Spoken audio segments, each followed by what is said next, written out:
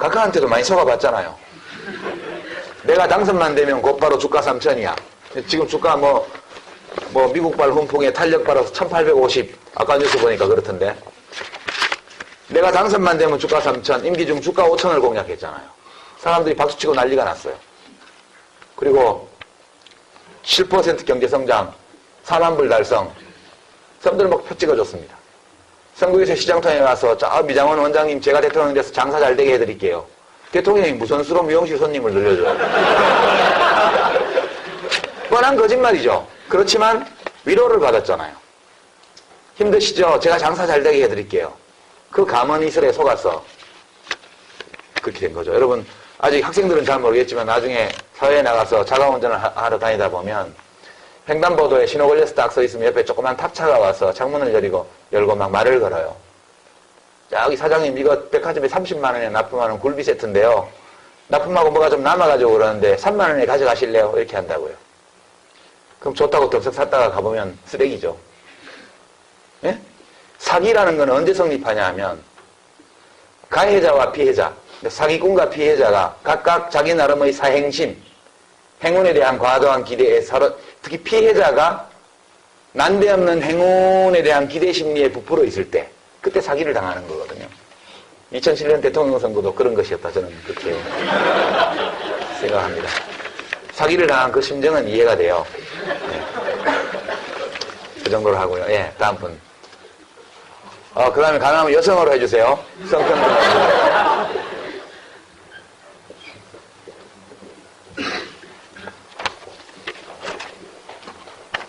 안녕하세요. 박혜은이라고 합니다.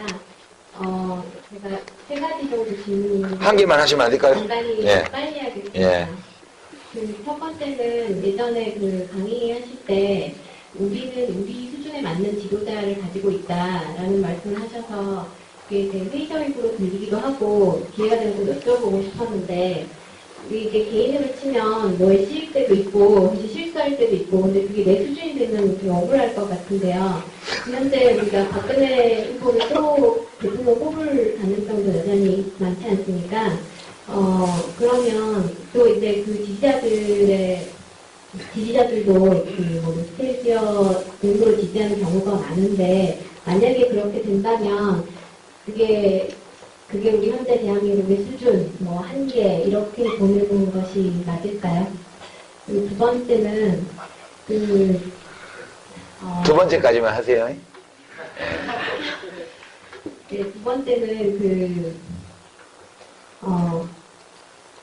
물론 중요하게 생각하지 않는 사람들한테 오해를 사도 이게 빨리 설명하고 싶고 오해를 풀고 싶고 그런데 꽤나 솔직하게 말함에도 불구하고 오해를 많이 사는 정치인 중에 한 분으로서 그럼에도 꽤나 자유로워 보이시는데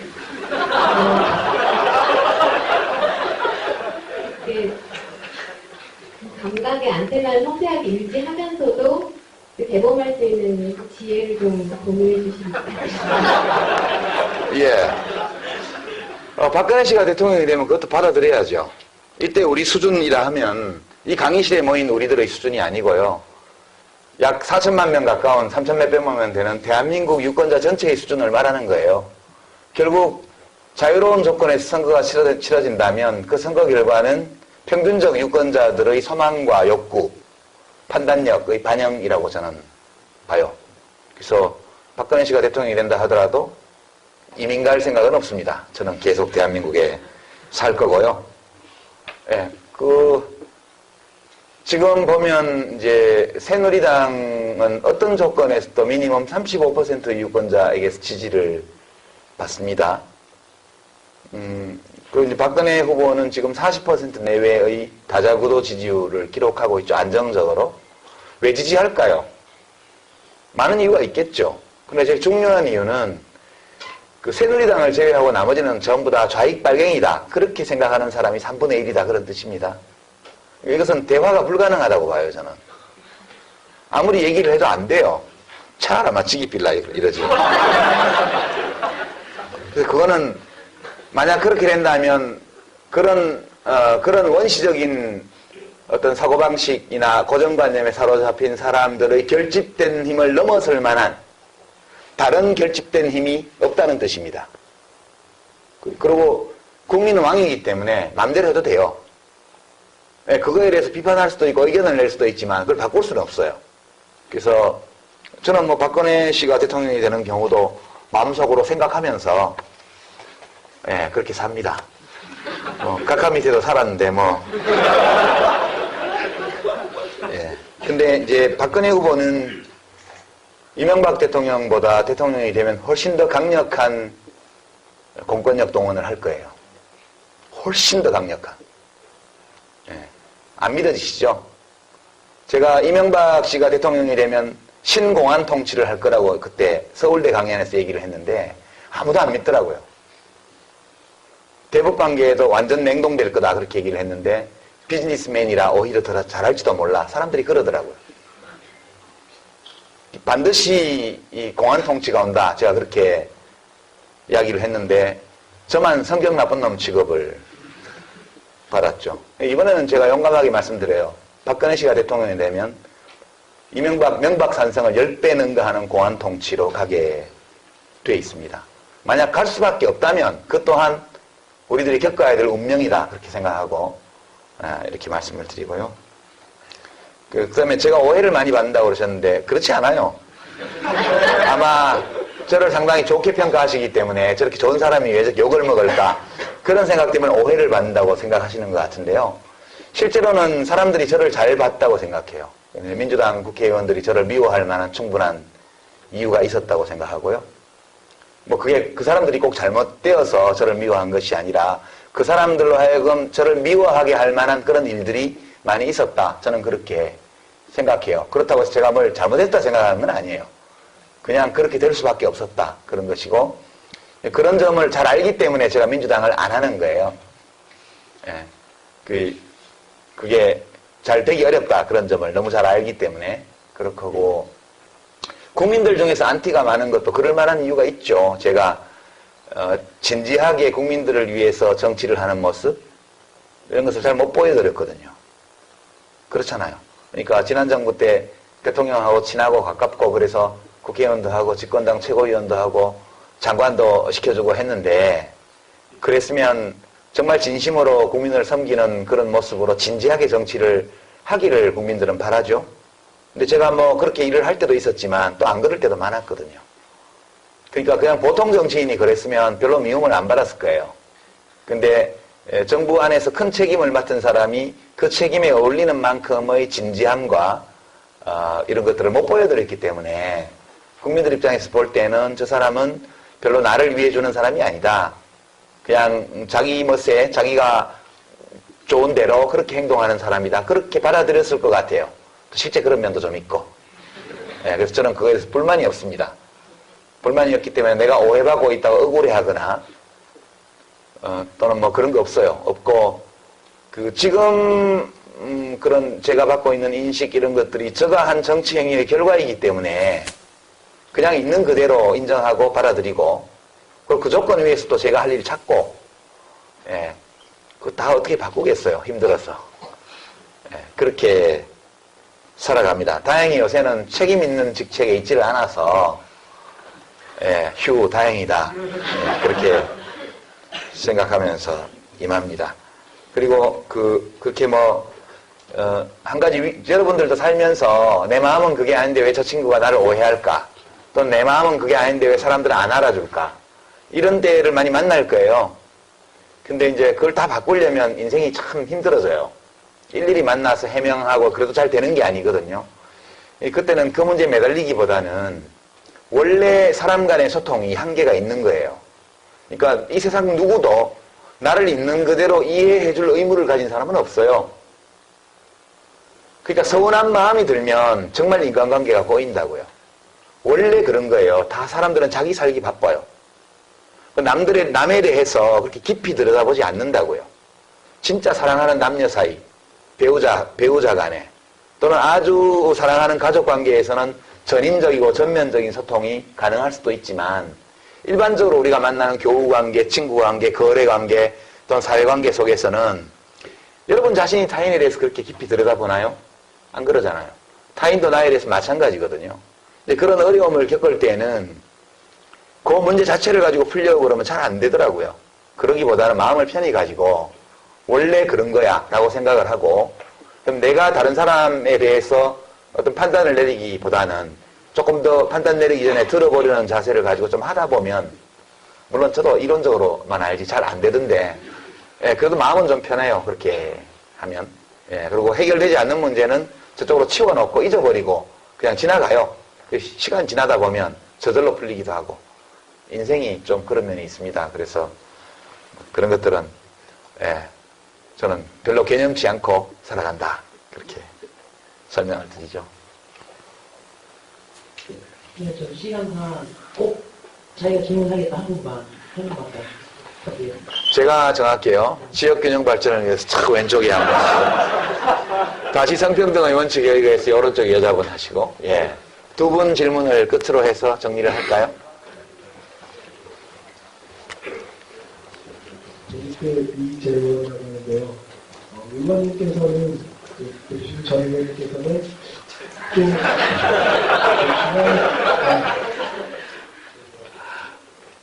좀 권력에서 좀 많이 떨어지고 지금 요즘 그런 경향이 많으시거든요. 예를 들어서 당적을 옮기시는 거나 아니면 지역구 출마를 하실 때도 좀 되게 어려운 그런 일을 많이 택하시는 것 같은데, 물론 그런 정치적 실험과 도전은 높이 평가하고 중요하다고 생각을 하지만, 아까 의원님 말씀하셨던 올바른 규칙을 세우고 정의를 실현하기 위해서는 중앙에서 안에서의 변화가 중요하다고 저는 생각하거든요. 그래서 질문을 드립니다. 앞으로 대선 이후 많은 정치 변화가 있을 거라고 생각해요. 의원님의 앞으로 계속 이런 정치적 실험과 도전을 하실 건지, 아니면 큰 물에서 다시 중앙에 도전하실 의향은 없으신지, 그런 정치의 흘러가 궁금합니다. 예. 질문 마저 받고 하죠. 예.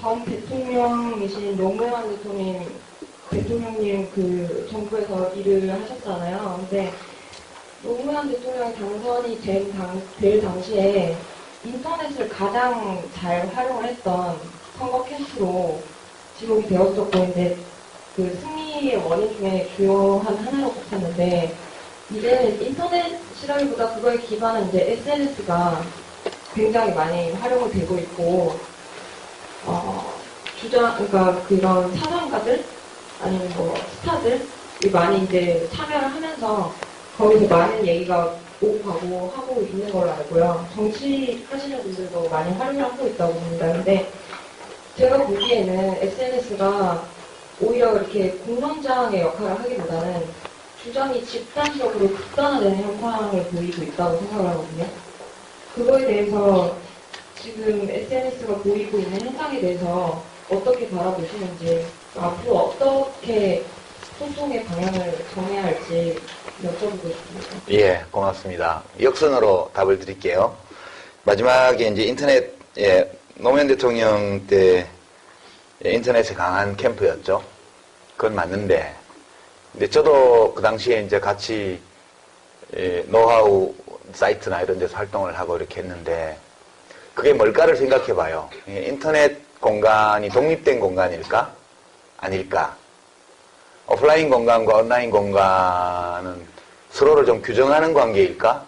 독자적인 영역일까? 이런 고민들을 많이 해봤습니다. 근데 제가 지금까지 내린 결론은 온라인 공간은 오프라인 공간의 연장이라는 거예요. 독립된 영역이 아니고. 그러니까 왜 노무현 대통령이 후보로서 그 인터넷 공간에서 그렇게 능했느냐, 유능했느냐, 또는 활발했느냐 하면 오프라인에서 그분이 가지고 있는 매력과 장점이 있었기 때문에 온라인에 집을 지을 수가 있었다는 거예요. 그 온라인은 툴이기 때문에 사실 그 온라인 공간이라 그 누구나 창조할 수 있어요, 그거를. 근데 왜 어떤 사람은 창조를 하고 어떤 사람은 창조 못할까? 보면 테크닉의 문제가 아니라는 거예요. 실제 온라인상에서 어떤 공간을 창출하기 위해서는 오프라인에서 사람들의 마음을 움직이는 힘이 있어야 돼요. 그게 없으면 온라인에 집을 짓는 동력이 안 생기더라고요. 그래서 그 점은, 예, 그것은 단지 툴에 불과한 것이다. 그리고 온라인에서 지어지는 집들은 오프라인의 토대가 없이는 오래 갈 수 없다. 그 점이고, 안철수 후보나 문재인 후보가 오히려 10년 전 노무현 후보에 비해서 약해요? 지금은 SNS까지 다 나와 있음에도 불구하고 더 약하다고요. 보면 SNS상에서 박근혜 지지자들한테 막 밀리거든요, 지금. 일단 양적으로. 양적으로. 왜냐하면 저쪽이 굉장히 오프라인 군단을 투입을 했기 때문에. 요즘 오프라인, SNS 공간에 오프라인 부대를 투입한 정치 주체가 두 개가 있어요. 하나는 새누리당이고, 하나는 제가 말 안 하겠습니다, 누군지. 제가 이름까지 다 알아요. 닉들. 계정 이름을 다 압니다. 수십 명을. 왜냐하면 잠깐 검색을 해보면 매일 똑같은 내용의 글들이 계속 같은 사람들한테 리트윗되면서 돌아요. 그 구조를 이렇게 들여다보면, 정치적으로 두 개의 그룹이 오프라인 전사들을 SNS 공간에 투입했구나. 그렇게 알고 있습니다. 그렇게 돼 있고요. 그 다음에 이제 이렇게 이 SNS 공간이 이상하게 활용되는 이런 것들은 저는 일시적인 현상이라고 봐요. 실제로 이제 지금 카톡이나 이런 것들 또는 카톡과 유사한 기능을 하는 소통기구까지 다 등장을 해 있는데 트위터 말고 지금은 트위터보다는 카톡이 대세죠. 제가 볼 때는 그런 것 같아요. 일반적으로 카톡과 카톡과 비슷한 기능을 하는 쌍방향의 어떤 미디어 이런 건데 거기에 동영상 막 붙여갖고 돌아다니고 이런 거 보면 정말 기가 막히더라고요. 저는 잘 안 하는데 바빠가지고 저희 집사람 하는 걸 옆에서 보고 있으면 밤 12시에 갑자기 동영상 열어갖고 막 끼끌대고 막 그런다고요. 뭔데 그러면 누구 엄마가 보낸 건데 웃겨 죽겠어 이러면서 이렇게 봐요. 그리고 우리가 회의를 하다가 잠시 이렇게 검색해보면 한 10분 전에 회의 때 나온 내용이 벌써 카톡에 돌아다니고 있더라고요. 얼마나 빠른지. 그래서 그런 아주 다양한 미디어들이 동시에 작동을 하고 있기 때문에 일부 SNS상에서 나타나는 작전 세력의 준동 이런 것들은 저는 일시적인 현상이다. 그렇게 보고 이것은 그냥 사람들이 왔다 갔다 하면서 우물가에서 만나서 물 한잔 나눠 마시면서 막 떠드는 거 비슷하기 때문에 여기도 조만간 나름의 실서가 잡혀갈 거다. 그렇게 저는 생각을 합니다. 그리고 이제 안철수 후보나 문재인 후보가 이 SNS나 이런 온라인 공간에서 그렇게 위력을 못 보이는 이유는 이분들이 오프라인에서 매력이 그렇게 세지 않아서 그래요. 별로 매력 없잖아요, 솔직히. 내가 뭔가를 막 보태야 될 것 같은 그런 측은지심을 유발하거나 또는 뭔가 한마디 하지 않고는 못 견디게 만드는 어떤 매력을 제공하거나 그런 거 아니잖아요. 두 분 다 선하고 착하고 두 분이서 착한 사람 경쟁을 한참 하다가 갑자기 누가 더 착하나 이거 경쟁 막 하다가 어느 날 갑자기 단일화 룰을 가지고 갑자기 매파로 딱 돌변하니까 사람들이 실망해서 막 그러잖아요. 그래서 정치는 착한 경쟁만으로는 안 돼요. 안에 권력이 개재되어 있기 때문에 여러분들이 짜증내지 마시고요. 다 봐주셔야 돼요. 그리고 아까 저 뒤에서 이재원님 질문은 이제 저에게 이런 질문을 하는 분들이 꽤 많으세요. 저공비행 시즌2 세 번째 방송을 참고해 주시고요. 어젯밤에 늦게 업로드 했습니다. 이번에 진보정치 자체정찰이라는 셀프정찰이라는 제목으로 노회찬 대표하고 저하고 둘이 앉아가지고 진보진영의 이야기들을 주로 했습니다. 맨날 남욕만 하다가 우리는 뭐 잘났냐? 그렇게 잘났으면 지지율이 1%야? 이런 자기성찰적인 이야기를 주고받았습니다. 그게 참 이상하죠, 그죠? 우리가 옳다고 생각하고, 우리가 정말 국민들을 위해서 좋은 정책을 갖고 있다고 확신하고 있고, 그리고 징역 왔다 갔다 하면서 또 굴하지 않고 싸웠고, 온갖 고생을 하고, 정말 돈도 못 벌고 여기까지 살았는데, 국민들이 안 알아줘요. 지지율이 당 지지율은 5%, 지난번 통합진보당 10% 넘은 거는 엄청 많이 받은 거고, 그리고 그냥 의사 선생님 하다가 백신 만들어서 돈도 많이 벌고 이랬던 안철수 씨한테 다 가 있어요. 좀 서운하잖아요? 서운한데 생각해 보는 거예요. 우리가 그렇게 옳다면 왜 국민들은 우리를 믿어주지 않을까? 왜 대중들은 우리를 좋아하지 않을까? 왜 유권자들은 우리를 지지하지 않을까? 멍청했어? 아니다. 아닐 거예요. 국민이 멍청해서 그런 게 아닐 거예요. 뭔가 우리한테 문제가 있으니까 그런 거라는 거죠. 이 도대체 무엇이 국민들로 하여금 우리에게 다가오는 것을 하지 못하게 만드는 걸까? 또는 국민들이 우리에게 다가서지 쓸 생각을 못하게 만드는 걸까? 그런 것들을 좀 이야기를 했는데 저는 이제 경제학도니까요. 약간 한계형의 법칙에 대해서 늘 의식하고 삽니다. 어떤 의미냐면 내가 민주당에 있으면 민주당이 얼마나 더 좋아질까? 그 생각을 하는 거죠. 생각해 볼 때 한계효용이 제로라는 결론. 거기는요, 가면 벌써 문재인 씨가 후보가 돼 있고요. 김두관 지사도 있고요. 그죠? 안희정 씨도 민주당에 있고, 소위 친노 정치인들이 많이 있잖아요. 그리고 대통령 후보를 친노에서 누가 해야 된다면 저보다는 안티가 없는 문재인 씨나 김두관 씨가 하는 게 훨씬 쉬운 일이에요. 합리적이고. 그러니까 저는 그걸 누가 해야 된다면 내가 아니고 다른 사람이 해야 된다고 일찍부터 생각했고요. 노 대통령 돌아가시고 지지율이 한 15%까지 올라갔을 때 제가 그것을 제 이름으로 가등기만 돼 있는 거다.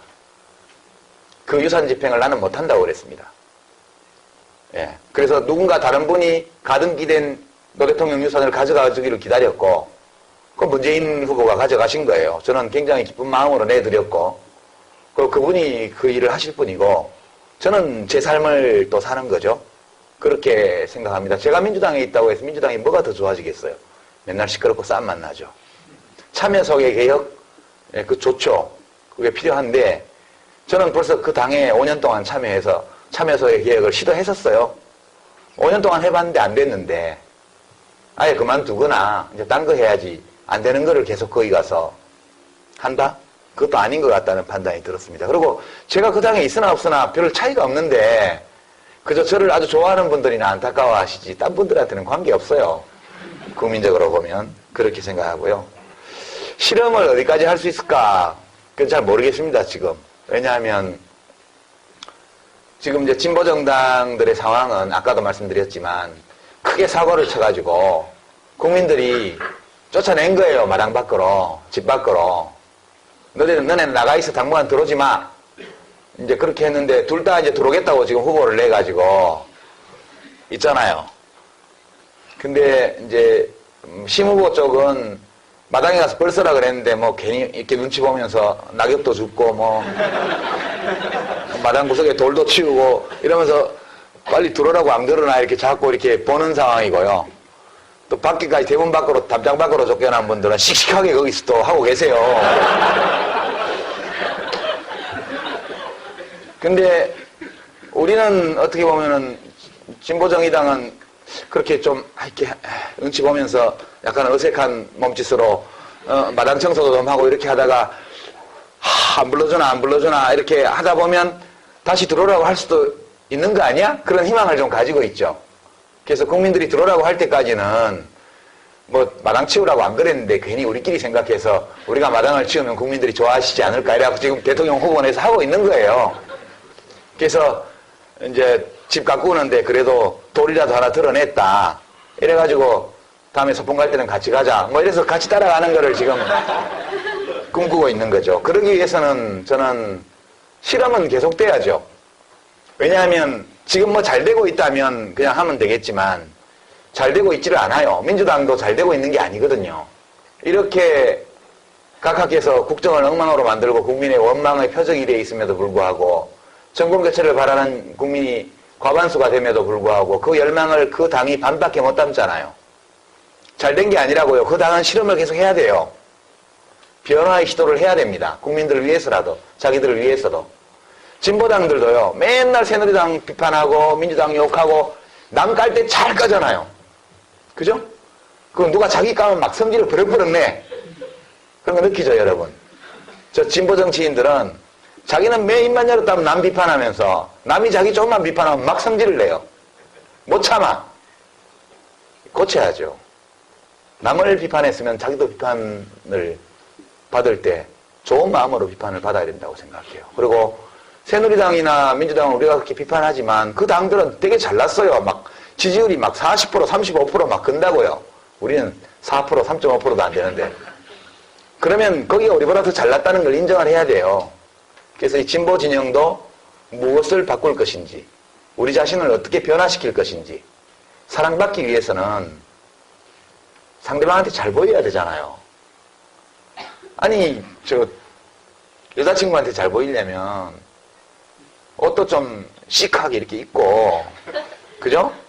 이렇게 집에서 나올 때 엄마 향수라도 한번 훔쳐가지고 싹 하고, 이 잘 보여야 되잖아요. 그래야 뭐 데이트도 하고 그렇게 하죠. 그리고 남친한테 잘 보이려면, 사랑받으려면, 뭐 지적으로도 갖고 와야 되지만, 또 몸도 갖고 와야 되잖아요. S라인까지는 아니라도, 뭐 하여튼 좀 비슷해야죠. 그럼 더 좋잖아요. 그런 것처럼 뭔가 하여튼 보이는 것이든 보이지 않는 것이든 우리가 누군가에게 구애를 할 경우에는 내가 구애하는 상대가 좋아하는 것이 뭔지를 파악해서 거기 맞춰야 돼요. 내가 멋있다고 생각하는 게 아니고, 자기야, 이 팔찌 이쁘지? 이쁘잖아. 이거 안 돼요. 자기가 좋아할 만한 팔찌를 차고 나가야지.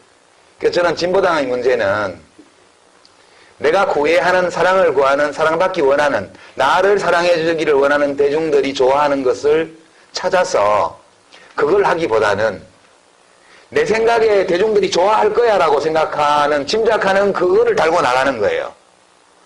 검증했냐? 검증 안 했어요. 옛날부터 그게 옳다고 생각해 온 거예요. 그저 반지는 은반지가 제일 이뻐. 어렸을 때부터 그렇게 생각했고 지금도 은반지를 끼고 다녀요. 예를 들어서. 근데 상대방이 그거 안 좋아하면 어떡해요?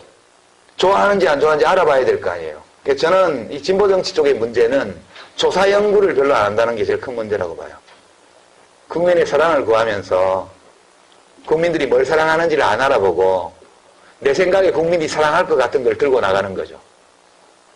한두 번도 아니고 판판이 깨졌으면 그 다음엔 다시 생각해야 될 것 같아요.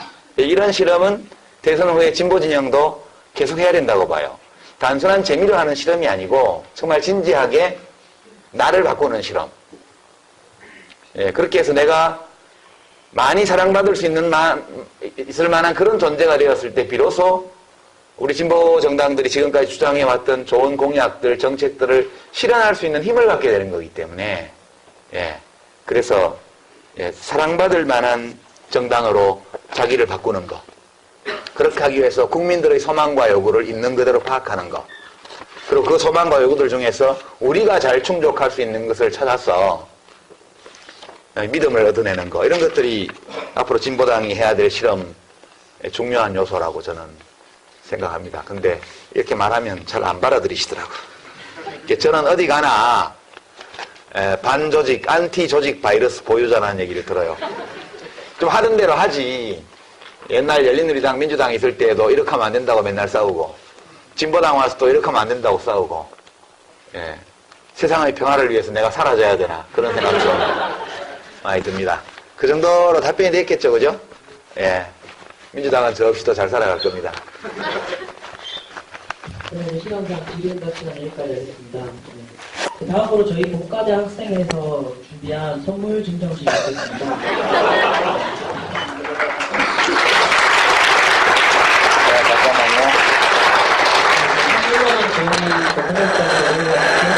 선물로. 아, 예. 아메리카노를 좋아하시니까.